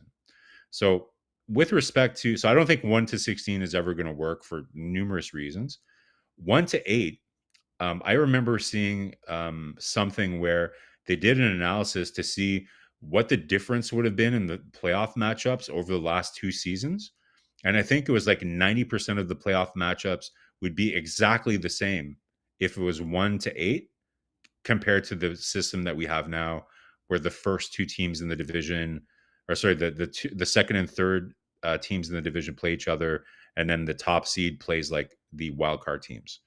There's only, I think, one or two series in like the last 2 or 3 years that would be different. So I don't think it would. I don't think it would be that impactful to change it. So again, I wouldn't have this at the top of my list. I'm hoping, Coach, that on your list here, I don't want to spoil it, but I'm hoping you have a play-in round, because that, like, to me, that's what I want to A see. play around. A play-in round, similar to what. So, what they did for the Talk about first wild year. card. Yeah, adding two teams. So, Okay. so the way that, So maybe yeah, we get there. Maybe we get okay, there. okay. How about To me, that? that's what the solution. The solution for me to make the playoffs more exciting is make it so that more teams have a chance of making the playoffs. Especially if we're going to have expansion again, we're going to need to have more teams stay in the hunt, right? We talked about this barely yesterday. Review all the offside of every goal. My point behind that is, with the technology they have, right? They have Yeah, people in Toronto work, and then they can figure out every goal. All right, they can see right away if it's a good goal or a bad goal before the challenge, and they just did it. The challenge or the coach is not necessary, and they would decide, oh, sorry, we have an offside there. Are you yeah. agree or disagree with that? I think you're right, Coach. Like, why even make it an option? Like, why have a coach waste? Have the danger of maybe kind of like taking a penalty if it's like it's just so easy for them to do. Like, they already review every goal if it's in the last minute of play, right? They already have made that. So why not just expand that rule to make it for the whole game? It'll take an extra, like, 30-40 seconds to do that. I'm But I sure don't there. give an extra 30 seconds, Marco. That would take sometimes 3-4 minutes, and the coach is on the board and they're looking if he's going to call it or not Exactly. call it, That's what I everything mean. like that. That's change the Yeah. game, because now you give a 2 minute for the opponent team, everything for a quick decision. It's not like a thinking decision, right? It's like it's only Yeah. game you change the center for that line with that line. It's a decision where the pressure is coming from everywhere. I don't know exactly the system, but at the end of the Yeah. day, Marco, I think it'll be more fair for everybody to say, you know what, we have a goal or we have no goal, and then we Yeah. Like, move I on think that for the next face-off. for an organization the size of the NHL, they have to be smart enough to come up with an efficient way to review every goal. Like, it should take the same exact amount of time, like, for them to kind of like input the data so that it changes the score on the scoreboard, right? Like, it's just that it should be that automatic. Like, there's time, like, as technology gets better, like you said, Coach. Like, I just don't see any reason why it should just be automatic. Take the variable out of it, take the pressure off the coaches having to make a critical decision and maybe making a mistake and then giving their team a penalty to kill. So I'm with you on that one. That's a good one. All right. So I the last one, and I switch. So I give you that All right. that point, and Ron will go to answer to you after that.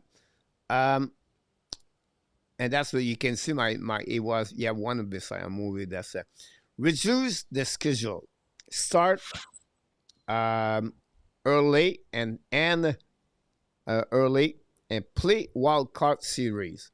Now the format I did not give it to you, but Marco, you're going to give us an example, but you have many other example, Marco, to get that wild card. Now the wild card Yeah. we got right now, guys, is only 7-8 go in, and then they play 1 and 2. But this is a different wild card we're talking about, right, Marco? Yeah.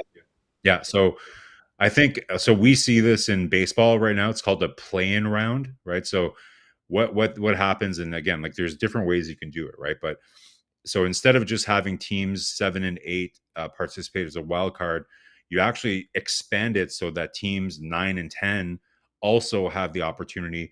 And again, I would probably put it like, there has to be a certain amount of points in between. Like, there's a way that you can make it so that it, like, if a team is, say, like 15 points behind the team that's ahead of them, maybe there shouldn't be a play-in round, right? But if the teams are close between, say, 7 and 9, then you have them play an extra period of games so that they can see who's going to actually go.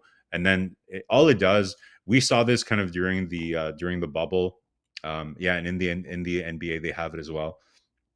So I think this is critical, coach. Like I said, as the league expands more, you're going to need to have more markets involved in the push. And I'm not a huge basketball guy, but I do follow baseball, especially this year and during when it gets late in September, and the excitement around it is so good. Like you'll remember, what it was like when Montreal kind of. A lot of people said that kind of questioned the fact that they shouldn't have been a playoff team and everything else, but it definitely generated a lot of excitement for those teams that maybe wouldn't have made it normally, right? So I'm all in favor of expanding it. What's more exciting, guys? Like playoff hockey is the most exciting part. So if we can make it so that it's more exciting, make more of the regular season, relevant for more teams, I think that's an easy decision to make for sure. I agree with you. So we'll give you guys 5 of them tonight. And we're going to have more 5 for Friday night when Jim Berenger will be with us. Thursday night, tomorrow night, Ross Cohen, Sportsology, will be with the Hockey Nation. Don't forget that show. We're going to finish with a clash. Of course, we do absolutely and not allowed, Marco. And it's always been, true or false or right. That's been that way. Tonight we go that direction also, but we have others. Question will affect the upcoming season, the outcome at the end of the season. So my point tonight, I'm going to collect later after the show all the answer for everyone, and I'm going to collect this, and then next year during summer next year at the end of the season, I'm going to tell you if you are right tonight or if you are wrong tonight. So we'll see what's happening. And the subject of fun ways. We're going to add more, but tonight we have the first one. Team Canada win the Olympic 2026. Woof. I'm going to say not at all. To be honest, like, if you go back and watch that, that Four Nations final against the US, like it was like a coin toss, right? Like the US could have easily won that game. If not, if Hellebuck was somewhat decent, I think the USA probably would have won that game, to be honest. Now again, and the US didn't have Quinn Hughes. Makar was injured for Canada. So listen, there's some variables, that might be different. And we know that Olympic hockey is going to be different from a tournament that was held with NHL rules. It's probably going to be a little less physical and things like that. But I don't know. I'm going to give I think I would be picking, unless there's injuries, like we'll see closer to the tournament here, coach, like if there's major injuries. But knowing everything we know right now, I don't think Team Canada would beat the US this year. That's my hot take. I think most analysts kind of see it that way, but I don't. It's not that I want that to happen, but just looking at it from an analytical perspective, I think I'm going to have to go not at all. Not allowed for you. Yeah. I What do you go guys with think in you. the chat? Let's see you guys in the chat. We're keeping receipts for this one. So if you don't think that Team Canada will win the Olympics, then put in the chat not at all. But if you think Canada will win the Olympics in the this year, then in the chat, right? Absolutely, and we'll get you on the record. We And all, Marco, split like 60-40 right now. Interesting. So we're going to get those, and we have more people. We're going to get Peter. I think the U.S. is probably going to win the gold medal. Yeah. I agree with you about that one too. All right, next one, guys. Ovechkin scored 35 goals a plus for the upcoming year. I'm going to say absolutely. I think so. Like I think he's still good for 35. Like I still have my questions a little bit about the Capitals this year. I think they're one of those teams. Like every year, coach, we know over the last 3-4 seasons, there's one team that finished with over 100 points that misses the playoffs. It's something that happens every year. I would think maybe Washington is one of the teams that is candidate to do that. But I still think, even with that, if he stays healthy, I think he should still be good for 35. Yeah. Good point about that. Ron, go with absolutely for that with Billy. I I Did you I see him go training? He's been training hard this summer. He's been training hard. I go again. Okay. Um, I think this year, Capita is going to be a very difficult, Yeah. in my opinion. I I don't a little bit disagree, but I slow still right think there, guys, because I gave you a little bit take a note of everybody else. Everybody. I miss Peter August. Um I have Luc Lafortune. I got falls for you. And send the man. Roy, if you can give me the first question tonight, true or false, that'd be good. Send the man go with not allowed. I miss Peter August.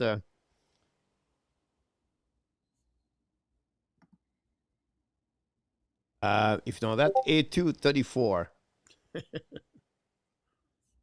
A2 go with false on that one. There we go. Next one. Vegas, more point qu'à Toronto. Whew. That's probably the toughest one so far. I have to think about that. Give me a second here. So I'm trying to like I know the Atlantic Division. I know kind of what Toronto's going to be up against here, but I'm trying to think for the rest for Vegas's Pacific Division. So Edmonton's still going to be right there. I think LA is still going to be okay, even though I don't love their offseason. Um, I don't know, like Vegas to me, they're not like a regular season juggernaut, right? Like Toronto's just so good at racking up points, and I know it's going to be very different with Marner not being there. I'm going to say not at all. I think Toronto will still get more points than Oh, last Vegas. year was 110-19, by the way. Yeah, yeah, yeah. I still think Toronto just consistently performs so well during the regular season. So I think that will continue, even though like it's a very different team with no Mitch Marner. But I still think they're going to have a good season. So I'm going to say not at all.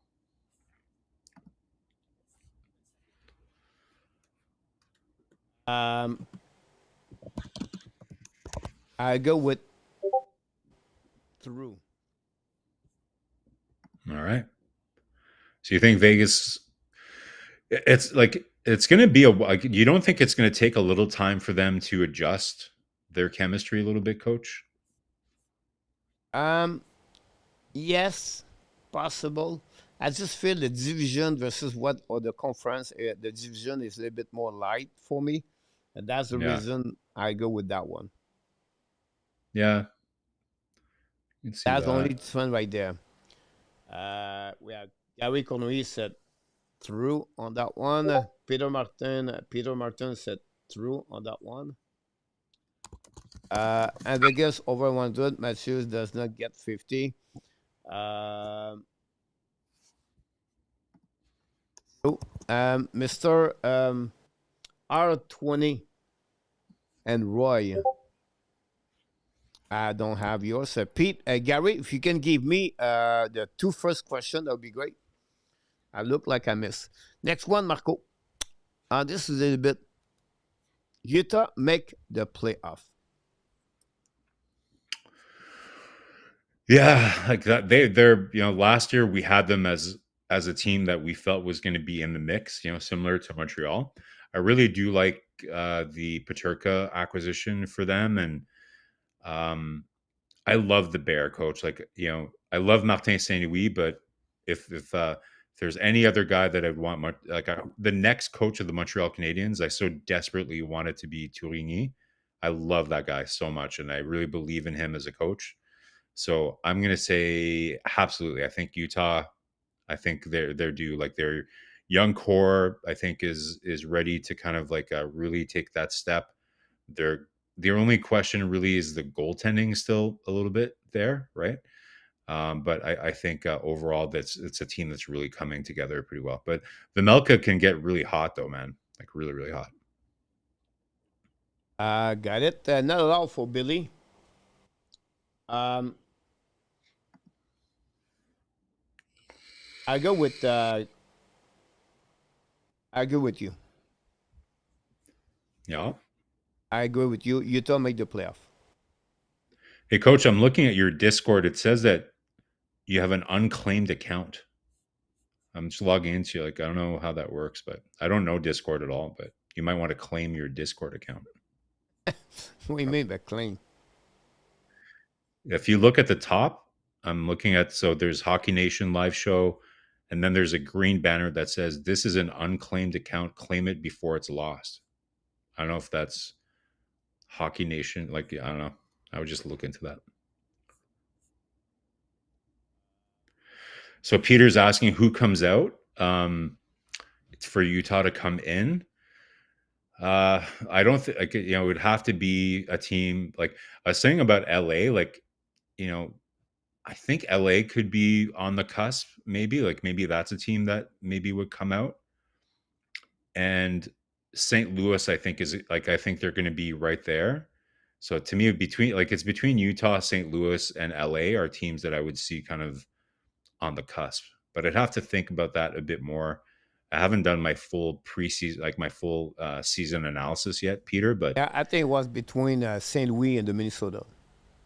yeah, Minnesota. Well, I think Minnesota is going to be good. Like I'll be curious to see what No, they do with I not Marco. said it's not. I'm talking about the two teams. I think you could be out of that. It could be Yeah, Minnesota and the St. Louis Blues. Honestly, yeah, maybe.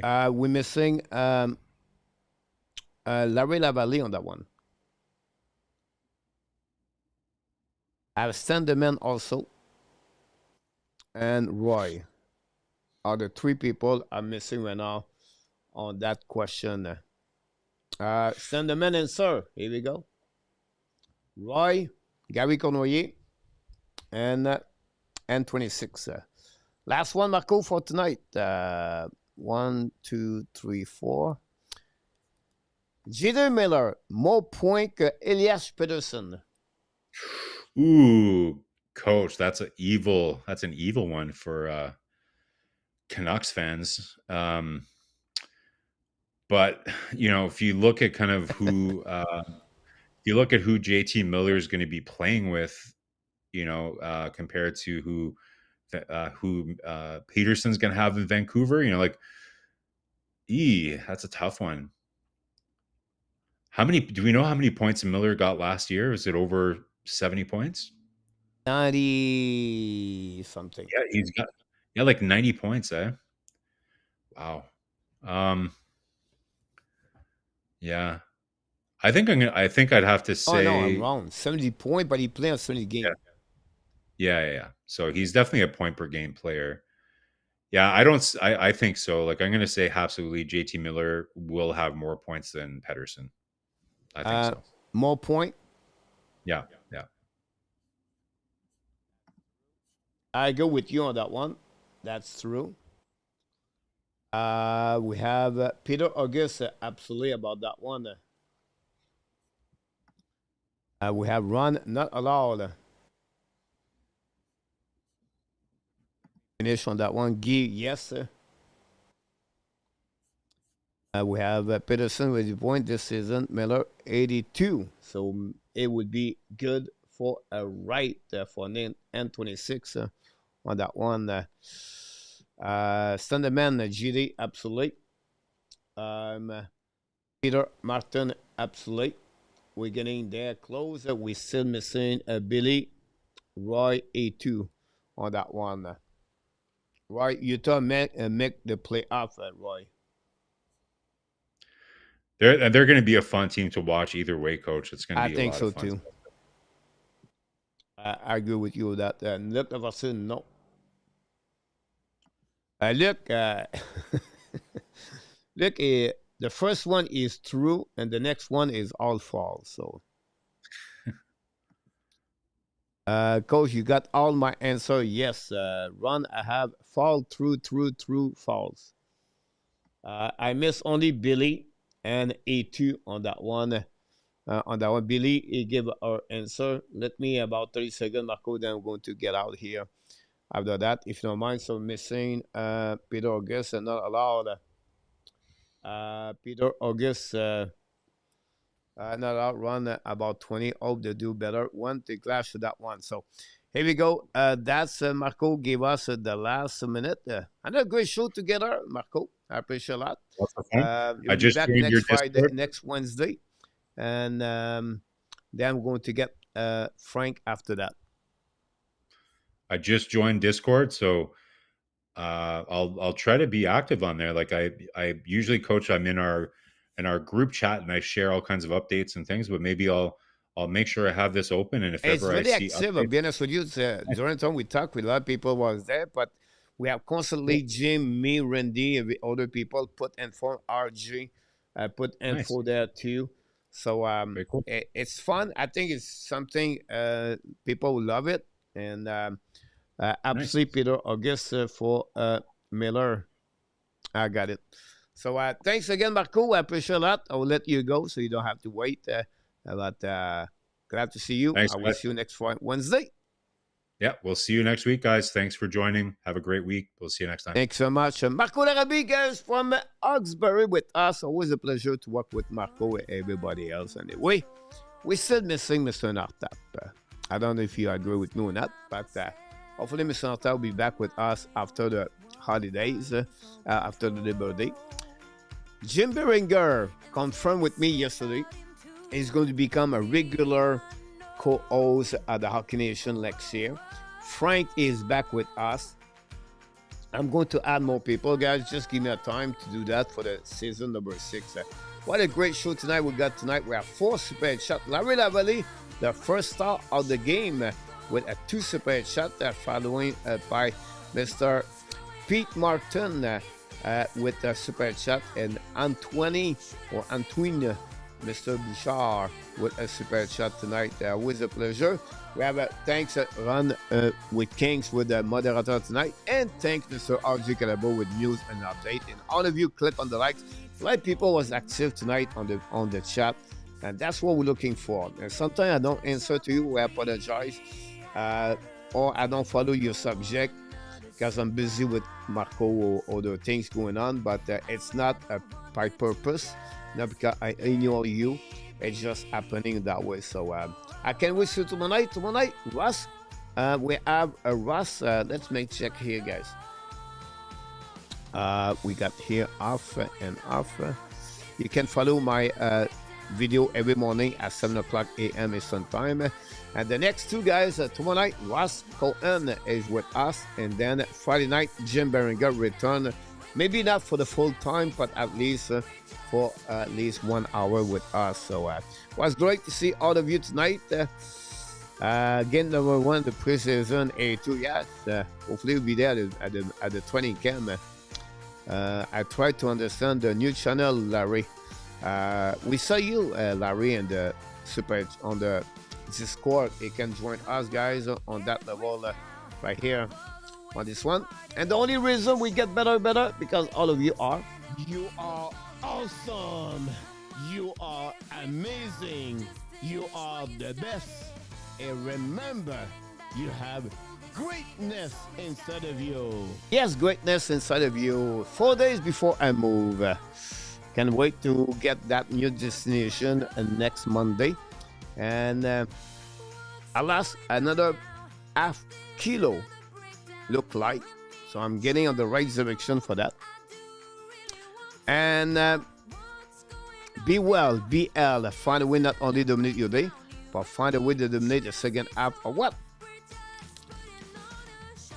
Someone was said 2025. The Hockey Nation has showed the Ab Nation and all the chief around the Thailand. Want to tell you one more thing. We love you, friends.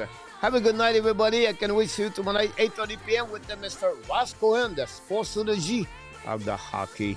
Thanks, everybody. Appreciate that. Good night, Maurice, Larry, and everybody else.